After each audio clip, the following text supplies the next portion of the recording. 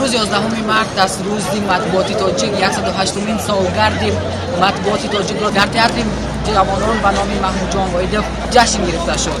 барномаи идонаи фарҳангиро мушовири бахши ёрдамчии президенти ҷумҳурии Тоҷикистон оид ба масъалаҳои рушди иҷтимоӣ ва робитая ба ҷомеа Масрур Абдуллозода ифтитоҳ бахшида аз таърихи матбуоти тоҷик ёдовар шуд.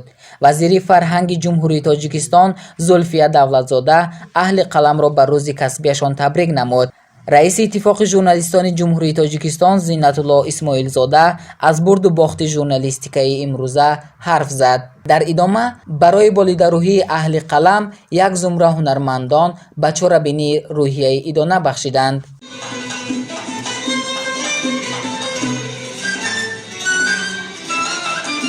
аз рӯи назарсанҷии анҷомдодаи иттифоқи журналистикаи ҷумҳурии Тоҷикистон ва ои беҳтарини соли 2019 муайян шуд. аз ҷумла матбуоти сол Ҷумҳурият, телевизиони сол Синамо, радиои сол Ватан ва оҷонсии иттилоотии сол Авесто дониста шуд. дар баробари ин ба донишҷӯёни риштаи журналистика ҷоизаи ба номи Воҳид Асрориро супориданд. хуб вақте мегуфтанд ҷоизаҳо масъулиятҳоро бештар мекунанд, воқеан ҳозир ман ин ҳис фарогирам аст. 108-мин баҳрори матбуоти тоҷикро ба кулли ҳамкасбон, устодон ва хонандаи гиромӣ табрик мегӯям.